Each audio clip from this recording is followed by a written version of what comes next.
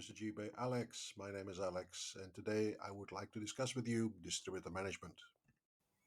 So, what can you expect a distributor to do for you? First of all, they do logistics and order taking. Logistics means they send the products to the stores, to the customers, and order taking is taking orders from the various stores that order from you. Then it's very important to be realistic and fair in the expectations. You give them a margin that is maybe only between 5 and 15%. For that money, they are unable to really feel about the product or your product the way you feel about it. So it is realistic and fair to expect from them to do exactly what you hire them to do. So when you have frustration, when they do not move for you, it is not always a fair assumption. Be having frustration when they do not move for you, or you have the feeling they do not move for you, that comes from a lack of incentive to move. In essence, they need to make money, they need to run a business. That's why it's very important to get the spirit of the owner on your side. This is a very elusive concept, maybe, but the spirit of the owner is basically how the owner feels about you, how he perceives or how she perceives your product. Find the key people inside the company. I'm saying the owner, but it could be any senior manager, any person that has some decision making power. Not always the top people in the organization, but it can also be a sales manager or an area sales manager or maybe even a supervisor who has a lot of influence. So find the key people and make them your allies. So be friends with them. Make sure they are on your side, that they feel about your product. The spirit actually is with them. What do they need to do a better job? That means you have to look very carefully at the process. So what do they need? Are they in need of more support, promotions, better prices, basically various training exercises that you could possibly do? In the end, if there is no sales, there's no spirit. So in the end, it comes down to the spirit of the owner is embodied by the sales. So if you look at no sales for your product, meaning your product is not moving fast, the spirit will be down the drain. So after you identify the decision makers and the people that you need to inspire spirit in, it's time to support that team. First of all, walk through the process. So go to a store yourself. How would you sell it yourself? If the salesmen were not there, you would have to do it yourself. How would you do it?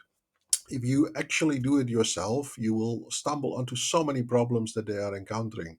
It's very easy to remind yourself of this saying, like to truly understand a man is to walk a mile in his shoes. So literally walk a mile in the shoes of the salespeople. So walk through the process. You will identify what is missing, and you will also be able to help them. Then linked to that is the importance of product knowledge. So usually product knowledge means like, does the salesperson know what he or she is selling? This product that you have, might the benefits might be very obvious to you, but maybe not to the salesperson. Definitely, if the salesperson is not able to explain it to the store owner or the person who is making decisions in the store, how can they sell it?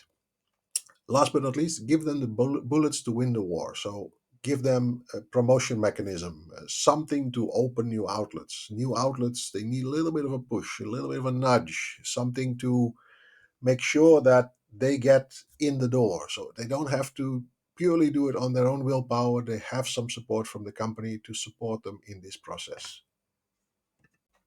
I believe in God, the rest of you bring data. That's the age old saying. Data is vital. So do regular business reviews. So you gather all this data, the sales data, the daily sales data, basically. You go every month to a distributor, or every 2 months, or every 3 months.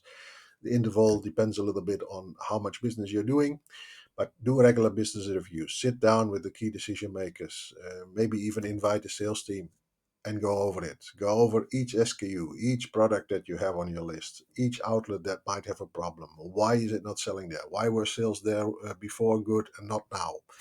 Look at trends and identify blockers. So in the end, trends is, are sales developing in the direction we would like to? Are there any obstacles that we are encountering?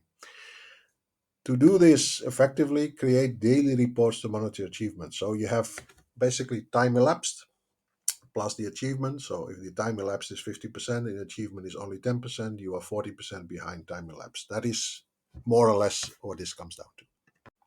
With the data in hand, you can go to rewards and punishment. Rewards and punishment, it sounds very severe when I say punishment, but usually comes down to incentives and taking away incentives if they don't achieve. So incentives can be very simple, can be taking someone out for lunch or for dinner, or rewarding the best performer at the end of the month with a photograph with yourself, or a medal, or whatever you are looking at, which takes your fancy, fits a little bit with your company. And normally it's something like reward and recognition at the end of the month. If you do joint visits with the salesman, rather than doing it yourself, you reveal a lot of problems. You see how they are selling, how they are selling your product, and how they are encountering which problems they are encountering when they sell your products. This way, you can identify these blockers. You can easily next time design something to circumvent that. Now, last but not least, take away incentives if they do not achieve. That speaks for itself, but normally you build in some sort of incentive scheme in the upfront, so that is a level of both the owner, the senior managers or the managers inside the distributor, and the team are the salespeople. You have incentives on each level. Each level you take away if there is something happening that doesn't take your fancy, basically. So they fall short of a target. So you need to do $1 million this month. If they don't do $1 million in sales this month, then you don't get your incentive. There can be a proportional reduction, obviously, but I mean that's what people are motivated by in the end, which is monetary rewards are number one, and then recognition, I would say, definitely number two. Thanks for watching this video, FMCG by Alex. I have a sales consultancy company called De Vries Sales Consultancy. Look me up. The URL is in the top. Please don't forget to like and subscribe and share this video if you liked what you saw. Thank you, and see you in the next video.